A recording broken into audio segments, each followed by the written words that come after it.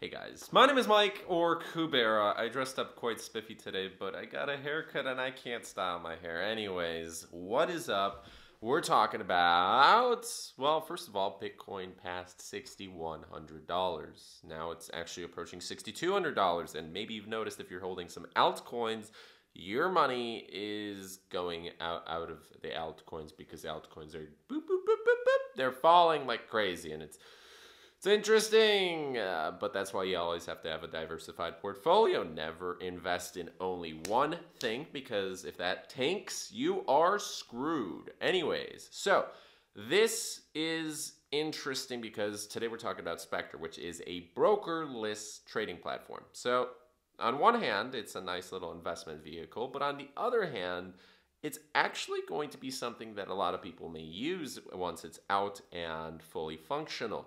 I really liked the interview with CEO K. He was high energy, nice, and prepared for everything. Like, he knows exactly what he's doing. And I like that because with some ICOs, it's just, well, the CEO is kind of off in la la land and he's just in it for the money, and you're able to tell. While in this case, it went quite well. It is the longest interview and the longest video on this channel yet, and I think that's good because there's plenty of content. Unfortunately, I did have to bleep out some swears. Well, not really bleep, but just remove them. But because we want to make sure this is a kid-friendly channel. Unlike my other channel, Avi. Yeah, you should probably check out Avi, but I'm still not going to link that because it's not advertiser-friendly on YouTube. Anyways, we're going to get into the interview. We're just going to cut it short because all the information is discussed there. If you like it, cool. If not, fantastic. Whatever. The choice is yours. You guys know what you're doing.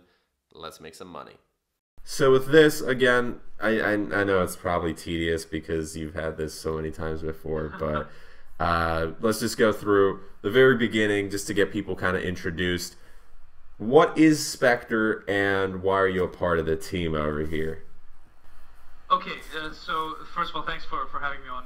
Spectre basically is the world's first brokerless trading platform, brokerless prediction market platform, as cryptocurrency enthusiasts would be able to identify with that terminology better. And it's the first platform that effectively gets rid of the financial broker in a financial trading scenario. What that basically means is that you are trading directly with the underlying financial markets. Now, this is quite a general term, but effectively what is happening, if you give me a minute, I'll explain exactly what the problem is. Off the blockchain, off the grid, you basically have industries like binary options, where there's a lot of fraud, right? You have digital options, which is similar to binary options. You also have foreign exchange trading, huge multi-billion-dollar markets every year. But the issue there is that almost between 70 to 90% of the brokers involved, especially on the binary option side, are complete frauds. And what happens is that because in order to trade, the first thing you need to do is to actually deposit money at the broker. The money goes into their operating account, and then the onus is on them to ever release the funds back to you, whether it is that you want to stop trading, withdraw your capital, or if you actually are good and you actually make gains, it's up to them to actually sanction and allow those withdrawals. Because when you win, they lose, very simple, because you're trading against their balance sheet, there's a conflict of interest, and it's in their interest to ensure that you deplete your capital over time. This is a huge problem in the industry, and they will play direct games, such as actually swiping some of the brokers actually swipe your credit card without your permission, which is shocking.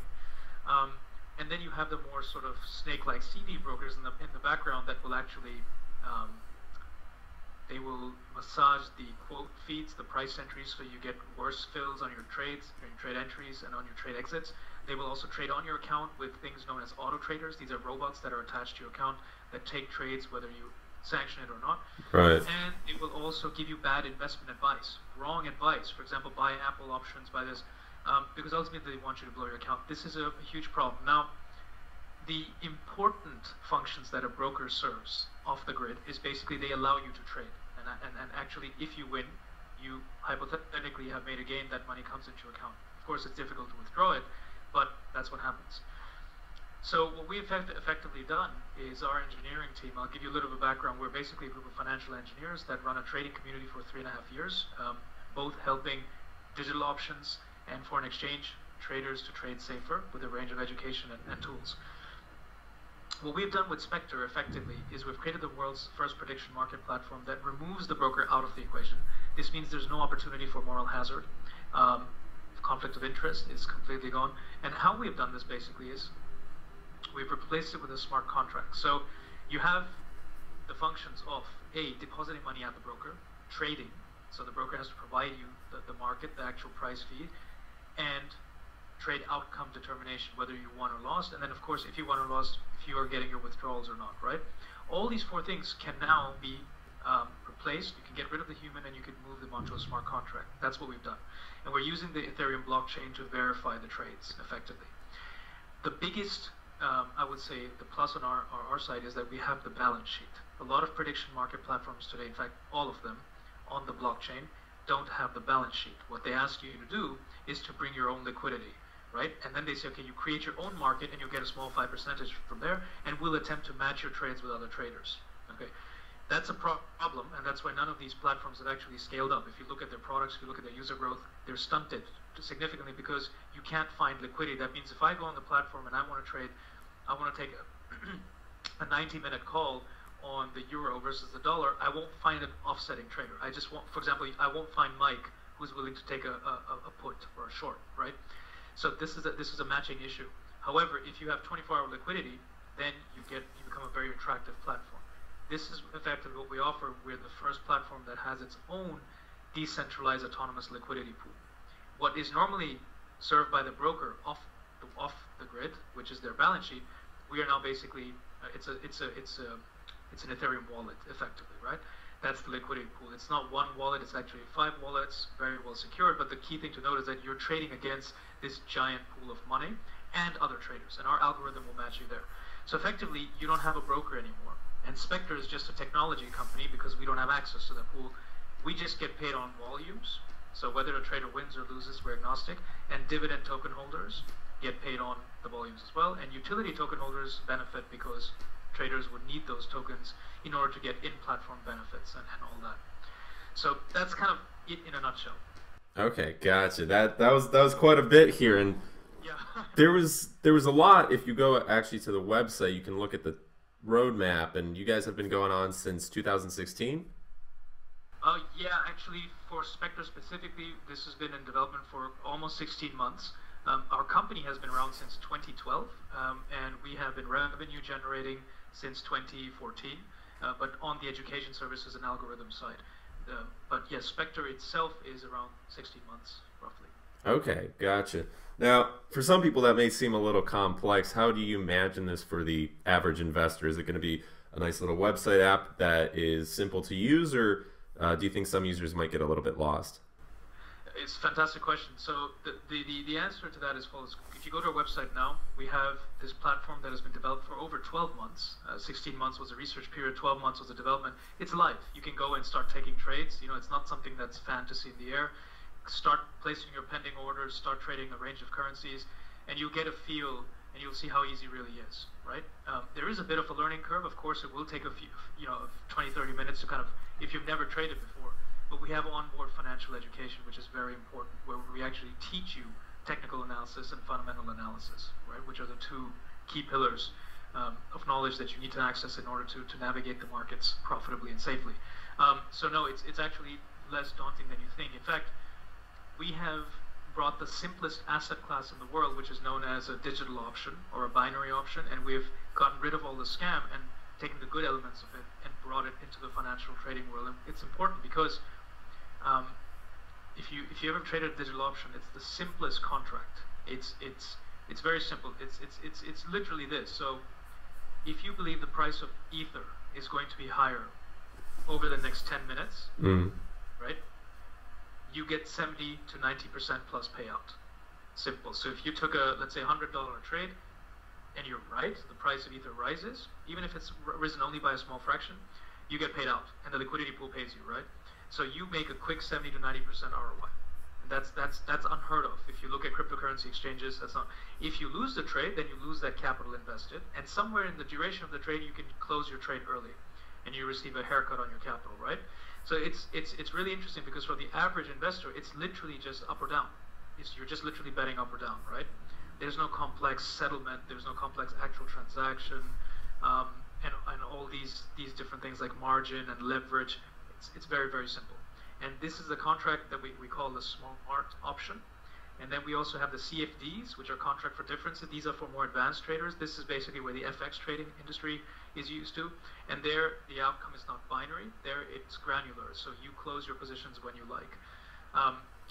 Again, it's important to note that it's quite addictive. So once you start, if you speak to some of our alpha users, they get really embroiled in it. And it's really important also, for cryptocurrency investors. I think if you go to cryptocurrency exchanges today, let's say you enter a position on Ethereum or Waves or any sort of cryptocurrency it is that you're interested in, how long would it take you to make a 70 to 90% return on your position? Typically, what would you say? With just the average cryptocurrencies? Yeah.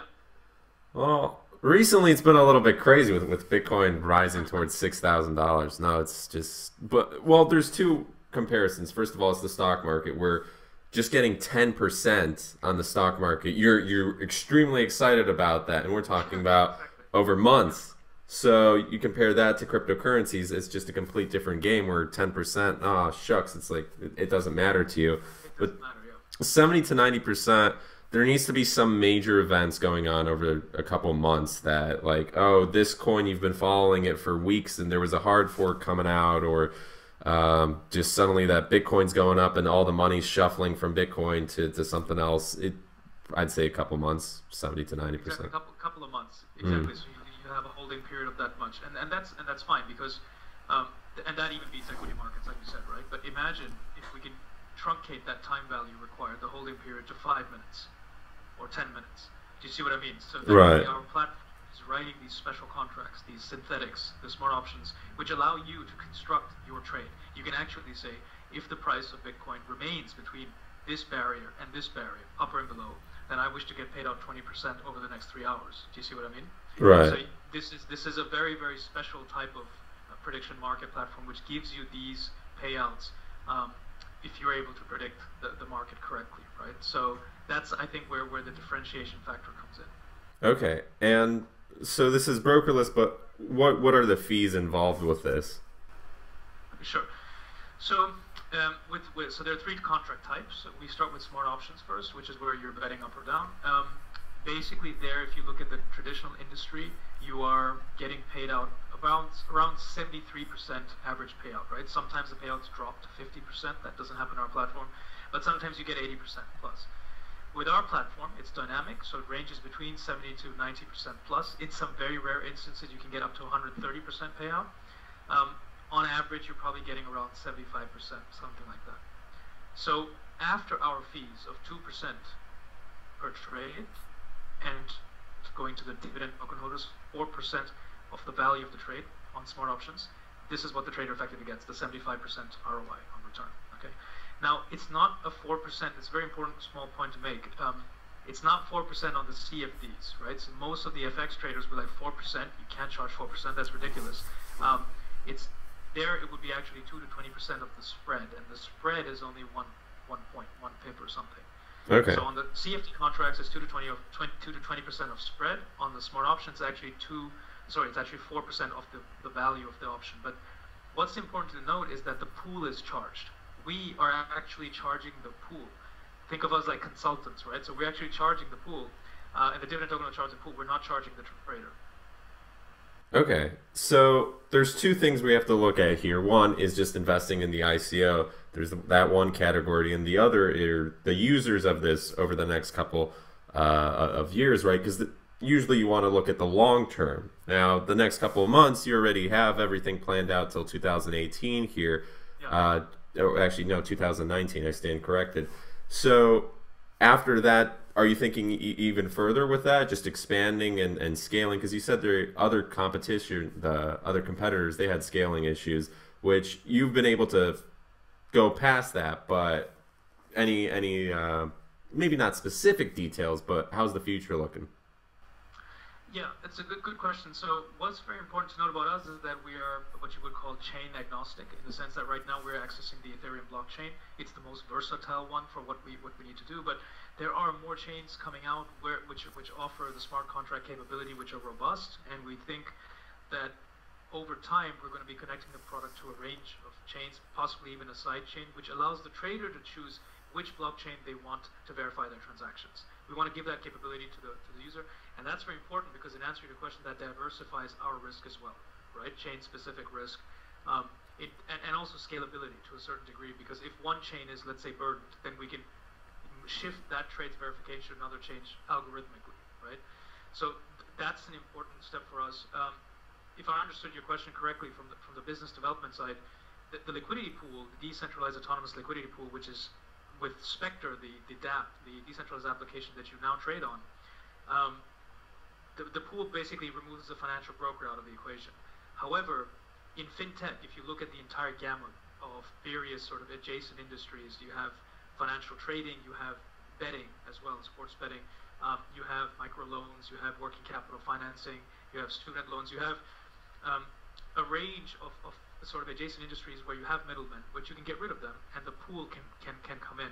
The reason I'm mentioning this is that a big part of the investment case, the optionality, if you want to call it, is our DApp store. So our DApp store, decentralized application store, is effectively geared towards an ecosystem of developers that will be creating apps, and we've already signed an MOU with a big US company, can talk about that in a bit, on the e-commerce side, which basically would be tackling the middleman issues, the moral hazard, conflict of interest issues, in those adjacent industries, and the decentralized liquidity pool would act as a quote-unquote lender of last resort or as a financial backstop, right? So in e-commerce, for example, it can be used for inventory, liquidity management purposes, for suppliers, for sellers. So this is why we've signed an MOU with a big drop shipping company in the US right now. And we're very excited to get those dApps connected to the pool, because if they're using the pool, then the pool starts to generate more profits for token holders. Do you see what I mean? So right now, Spectre is kind of tackling the financial fraud issue, but that's our expertise. But there are lots of teams out there that are going to be doing their ICOs. This specific one I'm talking about is doing 100 million ICO early next year. That's their target raise, and they're going to be building their technology on our connected to our pool. So that's kind of the longer term. In answer to your question, so if you look at our roadmap in 2018, you'll see that the DApp store is planned to be launched September of next year, I believe, roughly. So if you look forward 2019, 2020, the real growth is actually in the range of apps that will come on that DApp store. Okay. And in the meantime, we're going to be powering away at the Spectre app, helping traders trade safely. Gotcha. Now, some people may not know what an MOU is. Could you go a little bit deeper into that agreement and with what it's going to be looking like? Yeah, absolutely. So what I can say at this stage, we're going to be putting out a press release probably around the 12th of November, and the crypto community will be able to go and analyze that team. And it's a separate. I'll probably be a board advisor there, but nothing more. And also, you'll be able to see what they're effectively doing is they're disrupting the traditional. Have you heard of Alibaba? Well, yeah, of course. The marketplace. Exactly. Right. Yeah. So it's a fantastic place, and it's a great B2B place for different parts of the value chain to congregate and transact. Problems is costs, problem is inefficiency, lack of transparency in that supply chain, and then also if you look at the kind of the front end, the Shopifys of the world, right? There's a huge value chain argument to consolidate everything and bring it to the blockchain, and effectively this is the project. It's a massive project with a very capable team.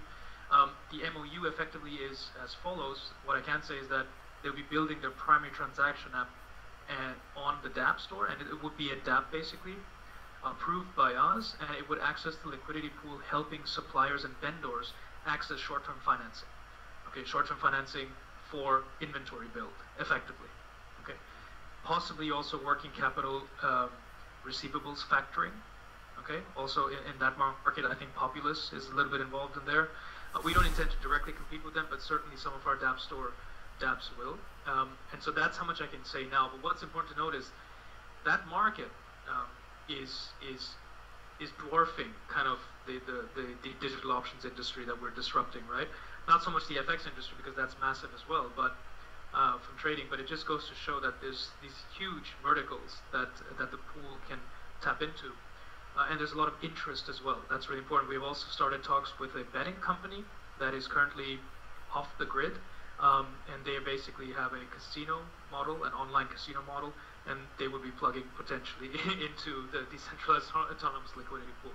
It wouldn't be us, but that's the important thing, right? So it's not our company, our management team, it's just third-party developers. Okay. And are there any companies you can't work with? Because casinos, of course, cryptocurrencies are unregulated, but some people might get scared from certain industries. That's okay and all good to go, right? Or what do you view? Yeah, I mean, yeah. So there are markets we can't access. For example, the SEC is completely closed out to allow any of its citizens to trade financial assets, retail. You can trade in the States. You can have a Charles Schwab account or Interactive Brokers account and trade there. But foreign brokers can't access American investors, right? It's very, very, very tough. So that's a market. We are, of course, after the ICO, sitting down with our legal, with the FC and the SEC to CFTC to hopefully get regulation before we can offer our trading platform there.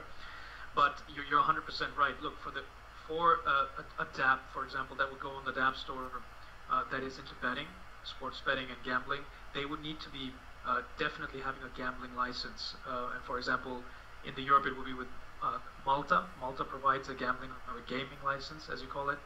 So once they have those papers in place, that's when they get access to our store. We won't be working with unregulated bucket shops, or it just won't happen. Even if they are unregulated bucket shops, the way our infrastructure is built, you have no broker, so it's impossible for them to steal money from clients, mainly because all the smart contracts that govern these apps are audited by us first, and they're independently audited before the app is allowed, right? So we're not going to get a bunch of kind of crony capitalists coming and just swindling clients. That's the beauty about the smart contracts, right? It's all open source.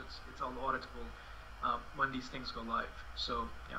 Okay. So unfortunately, U.S. residents aren't able to participate, but that's been going on for a little bit, and there is a little thing I read in the FAQ that you need to sign that you're not a U.S. citizen. But with the actual details, let's go to the coin, the ICO, for a little bit. Can you just run through all the dates, because this is actually quite early. There's still going to be a pre-ICO, correct? Yes, absolutely. So we are now around 9 to 10 days away from the pre-ICO, which is on the 27th of this month of October. It runs until the 5th of November, and the raise there, basically, there is no hard cap. We used to have a hard cap of 10 million. We've removed it because of the demand. We've had thanks to our Telegram group and other channels, there's been a kind of a large rise in investors, almost 3,600 as of today, and the total hard cap is around 30 million. The main sale is on the 17th of November, and that will run until the 10th of December. Okay, gotcha. And what was it, 222 million or 240 million tokens?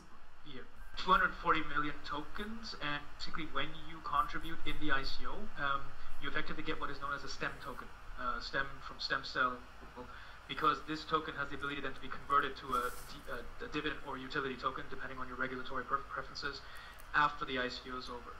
And the two will be listed on different exchanges. For example, the utility token has definitely passed the Howey test, so you don't have any issues with it being a security. It passes all three elements. So it is likely to be included on a few of the majors.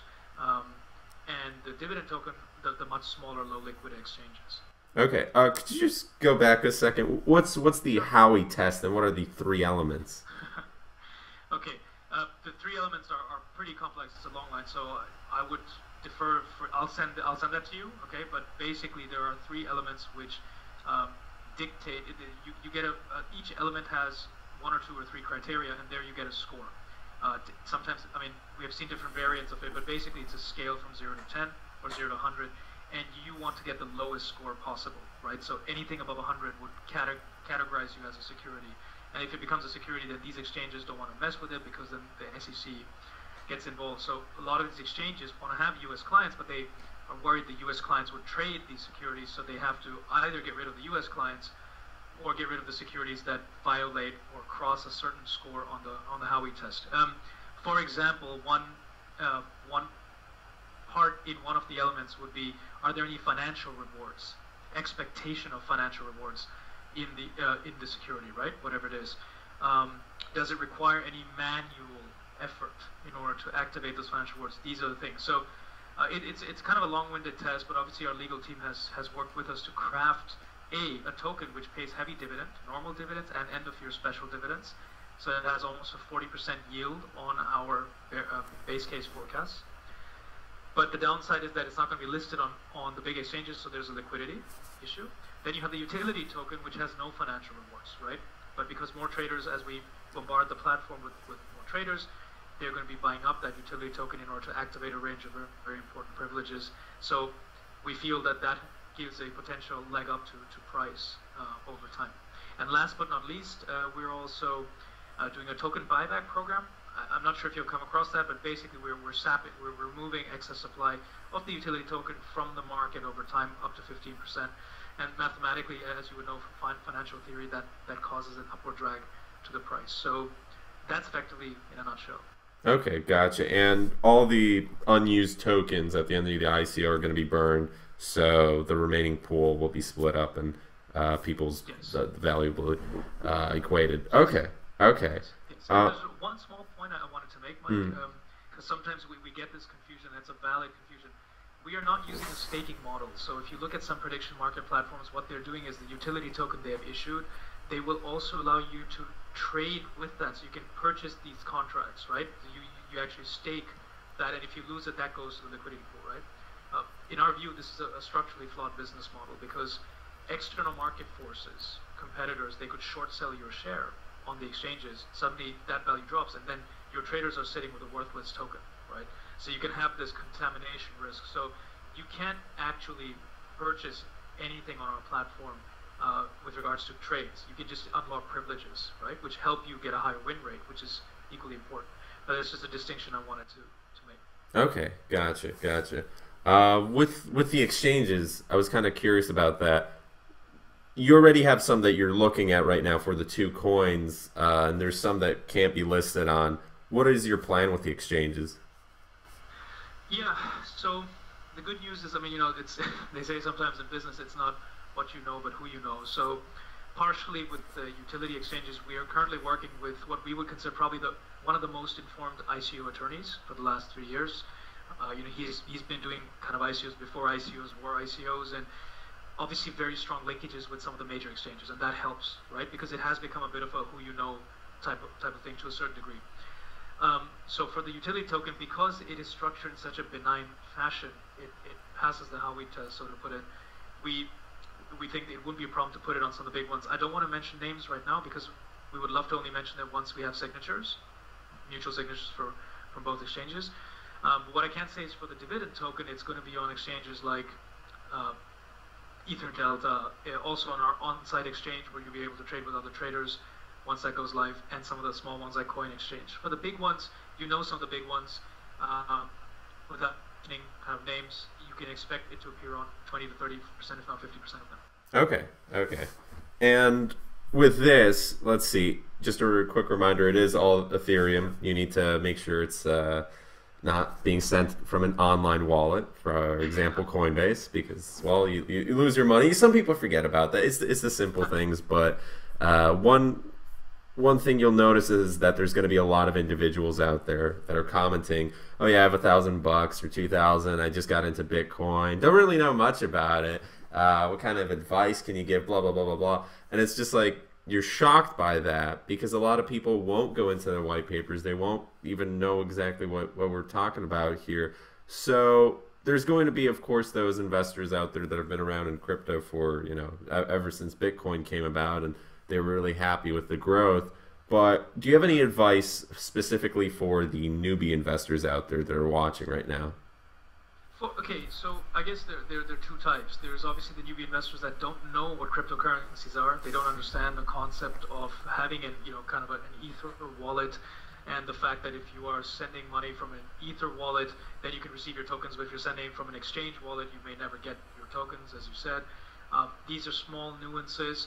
I would strongly suggest.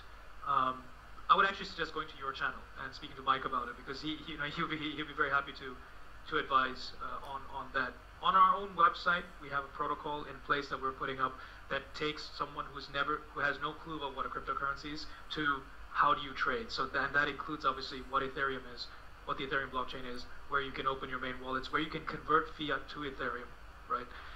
These are the steps. So that would be the advice. I mean, my advice also would be, if you're so new, don't worry. There is no rush, so to put it. If you look at Ethereum prices, they've shot up over 5,000–6,000% since last year. Bitcoin prices, I'm not even going to discuss the incalculable percent, that's gone up. There's always time, right? There's always corrections, like we see today in the market as well. I don't think it's going to run away, right? If you just, in the short run at least, and there'll be better buying opportunities. So I wouldn't rush anything, and that includes also considering investment in ICOs, including ours, right? Definitely go through all the material. My personal advice also would be, look, there is a bit of an ICO gold rush, but a lot of these companies, including our own, it's all about delivering on the targets, delivering on the milestones. And far smarter people and more experienced people than me have said that statistically, because of how easy it is potentially for a marketing company to guise itself as a technical specialist company and raise 20–30 million, you're going to get a lot of failures and a lot of failed delivery, failed expectations, right? So I would again caution investors, Mike, your viewers as well, to definitely take the time. There's one very good tip that not tip, but one feedback that we sometimes get, and it's always, hey, why would I invest in an ICO when traditionally over 50% of ICOs, they dip after the actual listing, right? So you can always buy cheaper. And that's a valid point. Now, the main reason this dip effect is happening, and I'm again going back to what you said about advice to investors, is the new ones won't understand that. They may be like, well, I'm getting excited, I'm waiting for a post-ICO 100% pop, right? That rarely happens, right? What normally will happen is either you get kind of a bit of volatility or you may get a dip, right? So ask yourself, what is your horizon? Is your horizon a pump and dump, 1 month play? Then you need to be worried about that. Is your horizon that you want to kind of get in at the ground floor, take a 6 month to 3 year view, and then hopefully sell out 200, 300, 400% higher? If you're in that latter camp, then don't worry too much about this. But if you have a short-term horizon and you're new to the industry, then I would be very wary of ICOs that are giving these exuberant bonuses in the pre-rounds, right? So in the pre-sale, for example, if you're getting a 25–30% discount, right, in the main sale you're getting no discount, then immediately there's what you call an ARB opportunity, an arbitrage opportunity, where an investor can just take whatever they got, discount they got, and just sell up in the main sale. That's why you get this post-ICO dips, right? That's the technical effect. So that's, for me, is a big red flag. That does not mean that the management team is bad or their technology is bad. Without mentioning names, I know, Mike, you covered an ICO recently, which has good tech, right? And you were kind enough to cover them, and there was a related ICO in the same industry, competitor, where the management team gave so much. They gave 150% bonus to VCs, right? And in the first round, and then most investors in that same round got like 30–40%, and then after the sale, it's game over. We know what's going to happen there. So these are some red herrings. But you cover them very well on your channel, by the way. So 150%. That's insane. There's no way you can compete against that. I mean, as soon as it just goes live, the people who had it from the very beginning are up here on like a little platter, so they just dump on everybody else because they don't care. That's enough profit for them, at least in the short term. That's the thing. So it's actually really bad for the management team as well. It makes them look like amateurs. And on that note, I also want to say that when this incident broke 2 weeks ago or 3 weeks ago, I was doing an interview with Ian Bellina, who I think you probably know. He has kind of his own community, and on that interview, the amount of questions we got about who have you given special privileges to, right? Like, it was the automatic assumption that, was the interviewer himself getting special privileges? So we had to put out a big kind of disclaimer, no. We have a flat bonus from 0 to 15 million, 33%. After that, 22% for everyone. Now, where that's worked for us is that our group is very close knit. You have literally what you would call attack dogs that are kind of there at the point of protest attack. So that's a good thing because they appreciate that we've kind of gone. We made this ICO for the average Joe, and well decentralized. The downside for us as a management team is that we've actually said no to $7 million in funding, right? 6.5, and that's spread across around 6 investment groups, because these groups always want special treatment. And in a non-crypto world, it makes sense, right? If you're an investment bank, you're at a dealing desk, and you get a big block, you're going to get better spreads. You're going to give a better discount to that counterparty, right? So it kind of makes sense. But in the crypto community world, I think what has happened is that as we were laughing about or grimacing about 150% bonus, these type of things have just made this whole thing a bit comical, right? So there's a lack of trust at the moment. So that's another thing I would be wary of as a new investor. Just be careful at the bonus schedule. Gotcha. And if there's any questions, of course, they're able to comment and message. But what's the best way of communicating with Spectre? The best way, the live way, we're all Telegram junkies, so just come over to our website, join. Bottom left, just click on talk to Kay, the CEO, that's me, and most of my team is there 24 hours. We also have a very helpful team based in the US who are doing Spectre support, so they're there, when we're asleep. Great team, fantastic team. And you can also shoot us an email, team@SPECTRE.AI. Okay, gotcha. And about updates with the platform, where's the best way to see that? Is it on Facebook? Is it on Telegram, on forums, on the website? What's going to happen to the investors who are holding? Okay, you mean post ICO? Yeah, so post ICO, like all updates, will there be like a monthly meeting, or how's that going to look? Very good question. So our auditors obviously require AGM, annual general meeting. Of course, now we live in a day and age where people want instant communication. So the Telegram room is going to be open, and I'm going to be answering questions there all day. And we have a protocol every Sunday. Myself and my chief operating officer hold an AMA. So like go to webinar. We held one last week. We're holding one this week. And so there we'll be giving updates. Now, after the ICO, we'll probably move that to once a month. It doesn't make sense doing it every week, but you'll be able to have access that way. And of course, we have 2 support people, 24 hours, covering different shifts that are taking care of our email. So you can reach us that way. So Telegram, email, and the monthly AMAs. Okay, gotcha. Now, for most of these people, you want to look at the long term because that's just the best way of making profit with this. There's nothing that's guaranteed, of course, but one of the interesting things I like to ask is what got you into this and why this project in particular? Because with cryptocurrencies, there's so many other options you could have chose. What's bringing you to this project and what's keeping you here? Yeah, so we've served around 8,000 traders in 3.5 years in either the educative capacity or trading capacity or algorithm capacity, basically creating indicators for them that find them trading opportunities. The feedback that we have received from almost 80% of them is we keep getting screwed over by our broker. And we have so many videos now of interviews that I have done with my this is where we're speaking victims, hour-long conversations who have been scammed out of $50,000, $100,000. We run a channel called Binary Bears. Before this, a YouTube channel that has 1,000+ subscribers, where we go over all the various different scams, the anatomy of a scam in detail. And so, in answer to your question, for 3 years we've been have this constant chatter that this is a problem, right? You guys can't just address the symptoms of the disease; you have to cure the underlying disease. And that's why we actually looked at the blockchain not for, hey, how can we make money on an ICO? It was actually, how can we found out about ICOs during us actually studying the blockchain to create a trading platform. By the way, the original Spectre was going to have a liquidity pool of $200,000, right? Similar concept, slightly different configurations. It was going to be built on the Ethereum blockchain as well, but there was going to be no ICO. But then we said, okay, we can actually build a liquidity pool and really scale this up quicker. So that's the reason we did it.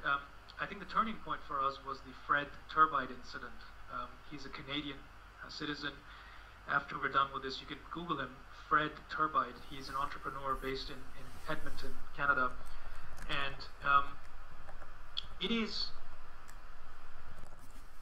I would say that's the straw that broke the camel's back. Now, this guy was a typical binary options fraud victim. His resulted in him having around $250,000 stolen from him by a broker based in Israel, 23 traders, I think they were called. I forget the name. The story is there. It's Fred Turbide. and the Times of Israel even covered it, and that really shone a much needed light on this problem after years of this just being kind of covered up. Now with him, he didn't just kind of walk away with his tail between the legs. He actually took a gun and put a bullet in his head in front of his wife and kids, right? He actually lost his life, right? So, and if you Google financial trading and suicide, there are thousands of cases every year. That's the shocking thing. So there's a huge problem that is not only brewing, but it's there's this huge subculture in financial trading where it's okay for brokers to take advantage of these people. And generally speaking, Fred Turbine is what you would call a tail end of the distribution client, in the sense that he was well capitalized. He lost 250K. Normally this problem hits the people that need finances the most. The people that are minimum wage, the people that, the people that are the 99%. Right. The 1%ers, they trade institutional, right? The 1%ers are trading with Goldman Sachs and JP Morgan. They don't know about retail trading. Their money's managed by the hedge funds and the prop desks. It's the retail traders, the students, these people, all of these, the people that are financially still getting to grips with things.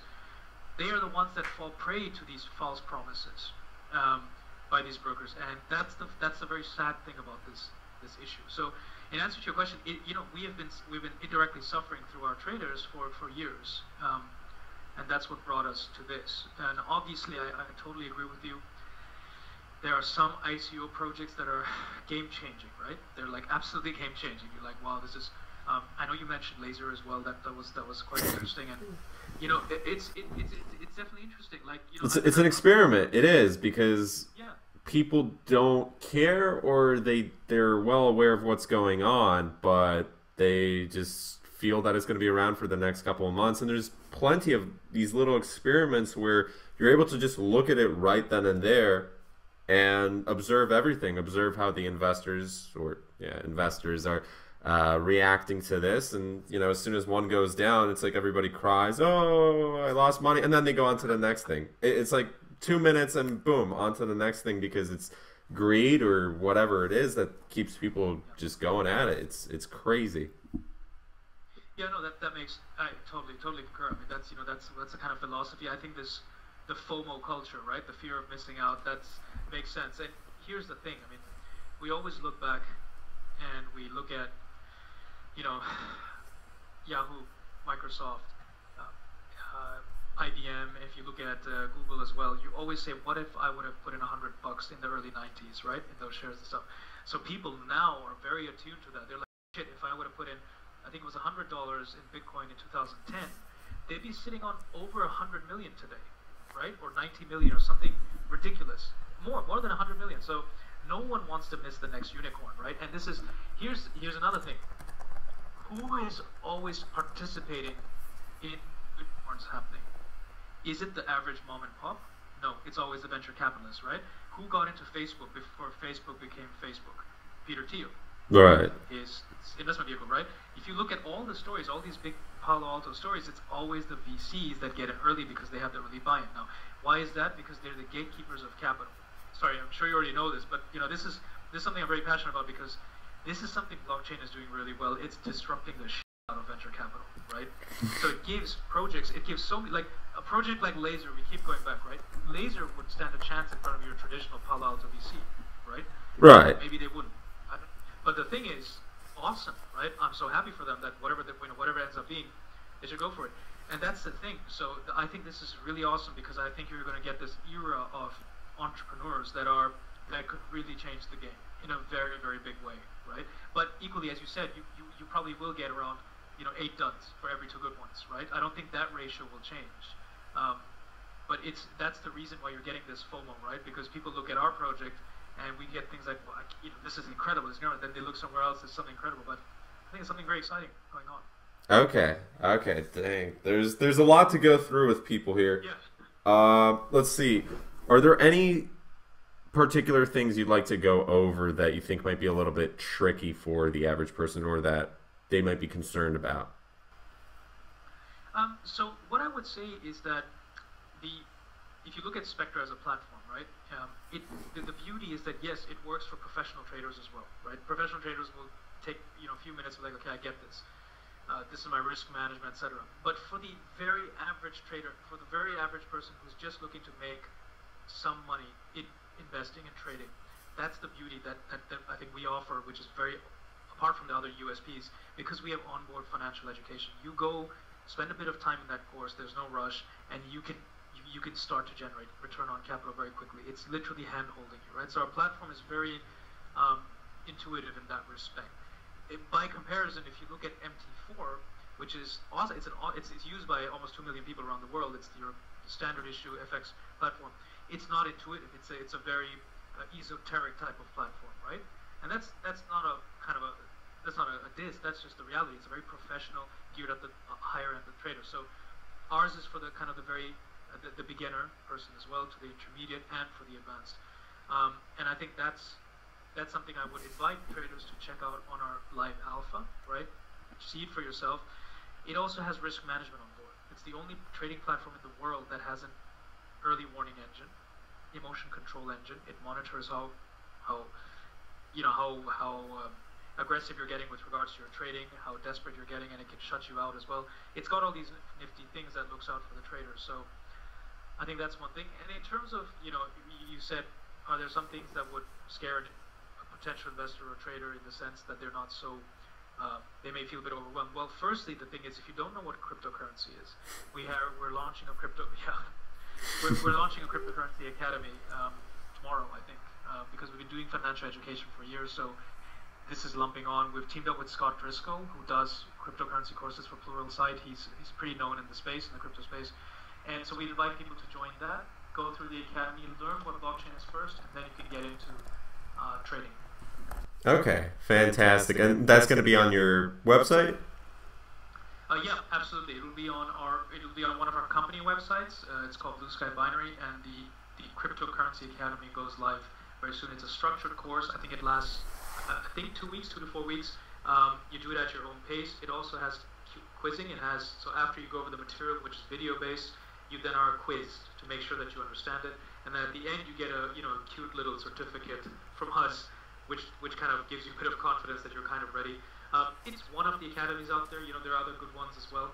But I think those two things are education, onboarding people into cryptos, and of course, once you're on the platform, the hand-holding aspect, it's quite easy to trade. I think that should make it quite open. Fantastic. Okay, so that's for the newbie investors out there, or even for the advanced ones who just want to check that project out. So we got a lot of details here, and I like the energy. I mean, honestly, it's better than some other guys out there. It's good. It's good. With this, I want to close out with, we went over the details of this, but one other concern that some people might have, in your opinion, what's the biggest challenge right now, looking at the next 30 days or 60 days? Okay, so very short term, I would say the biggest challenge for us, of course, is execution of the ICO. Right now, when we speak, not speaking from a financial trading, sort of longer term vision standpoint, but we have 2 external auditors that are making sure the smart contracts are 100% safe and secure. And then after that, in the next 60 days, so because once we get that, that's, we're all ready. But then the next bit for us would be, of course, the trade contracts, the trade smart contracts, which actually allow users to trade, and the trade is getting verified by the blockchain, right? So that's a separate, that is also something that, we have a very significant plan for. We have developers ready that are going to kick in and build those, and then get those audited as well, and then present them and make them open source, which is very important. So the next milestone is literally December, which is for us to push our beta out. And that's important because right now our trading platform is in alpha, but it's not connected to the testnet. Okay, and the mainnet, it'll be connected later. So first, the beta needs to be connected to the Ethereum testnet, so people can actually see, I've just taken a trade, how long is it actually taken to get verified by the chain, right? So that'll be a more realistic experience of trading on Spectre. So in answer to your question, these are quote unquote, the challenges, and that's what we want to get done. Okay, and one last thing with security. How are you going to make sure that the website's secure and prevent any hacking? And because there's been some ICOs that have lost a fair amount of Ethereum and Bitcoin due to that. We have been painfully tracking with our board and our technical advisors, security advisors, and our full stack developers for the past 3 months, all the hacking incidents. All of them, right? I'm talking about Enigma, right from DAO, everything, right? Even Coin Dash, I believe it was, the 7 million hacking. That is, you know, I want to say 99.9% that is not going to happen on our watch, because we know where things went wrong. And believe it or not, it wasn't some highly technical hack, right? Coming from like Edward Snowden's hackers or something, right? It wasn't even close to that. Like, he's not even a hacker. He's referring to the other guy, Julian Assange. It wasn't that level. It was actually a very dumb hack. I mean, without mentioning the ICO's name again, they actually broke into the server, which is a rookie mistake for anyone who's managing a server. They broke into the server, they hacked the website, so the website suddenly became under the hacker's control. It's hacks like that. Or, for example, the CEO of a recent ICO, I think that happened from the States, his LinkedIn password was compromised, right? So basically, that password was the same, I think, that they used for the email distribution list or something. Basic mistakes like this, right? So we've gone through and changed. It's been a very painful process, because I have two-factor authentication now on my Google. So every time I'm checking my email, I have to get this code on my phone. Right. And so it slowed everything down, but we're taking the proper measures. In terms of the actual the smart contract, the security of the smart contract which holds the funds, that is again being audited by probably I don't want to say the best in the industry. I mean, everyone said they're the best in the industry, but very reputable smart contract auditors, right? One is a known firm, and one is a ex-Morgan Stanley guy who's done some very high-profile ICOs and audits. The guy's a genius. So we have 2 layers of external auditing and then our internal engineers. So there's quite a few checks and balances. For us, the bigger priority, so to put it, although this is a priority, the most important priority is protecting the liquidity pool, the actual decentralized liquidity pool, right? And there we're using a tri-layer security system. So what I mean by that is you have the pool isn't just money lying in an Ethereum wallet or a multi-sig wallet. It's actually 3 different multi-sig wallets and a fiat actual bank vault solution. 20% of the funds sit in a bank vault secured by escrow as well, right? So we can't just go and take it. The crypto solution, the 3 multi-sig wallets that we're using, they also have a cold storage layer, and also they are multi-sig, right? So in that respect, we think that's very, very safe. By the way, I think no multi-sig wallet at the moment that has been created by Gnosis has been hacked so far, ever. Right? Don't quote me on that, but specifically those guys, they're doing a good job. So that's what we're going to be using, and that's kind of basically the way we plan to approach security. Gotcha. You can find out more on our website. We have something known as the Liquidity Pool Protection Program, and there's more detail on there as well. With any ICO, security and marketing are the 2 most important things, because you can have the best product or service in the world, but if nobody sees it, well, it doesn't matter. And then if everybody sees it, and there's that one individual out there who decides to boom hack you, it's all over at that point. Even a silly phishing link gets people. With these little YouTube experiments for my thing, there's been people who have discovered some of the members part of my Discord servers, and they've been sending out fake emails, and you can totally tell, like, yeah, this looks silly. I received some myself, and I was like, okay, that's funny, but other people are messaging me. I'm like, what? People fall for it. But then again, it's the same people who are brand new to the cryptosphere who are just like, what is Bitcoin? What is it hard fork? And again, you have to do your research, and you just have to, well, you can't play with money that you can't afford to lose. Just the usual typical stuff that if you don't know yet, you'll either find out, or, you know, life will teach you, and it's gonna be interesting that way. But I think that's good so far. With all the details, again, just want to rephrase at the end here. If anybody has any questions, they're able to comment on the video or shout out at you guys. You'll be able to respond to them on Telegram. That's correct, right? Telegram? Yeah, Telegram is the best. Just on our website, there's an invite at the bottom left. Okay, and what's the last date of the ICO again? The full ICO, the main token, till December 10th, and the pre-sale ends on the 5th of November. Okay, gotcha. So there's definitely some time. It's coming out before everything's organized, nice and prepared. All right. Well, I wanted to thank you, Kare, for your time here and for the good, high-energy interview and full of details. I'm sure people will appreciate that. So without further ado, guys, definitely check out the website, and thank you. All right. Thanks. All right, so that was a lot of good information for you guys. If you would like to find out more, check out the links in the description below. My name is Michael Kubera. We shall see you guys tomorrow or some other day. And yeah, maybe subscribe or not. Maybe unsubscribe. Peace.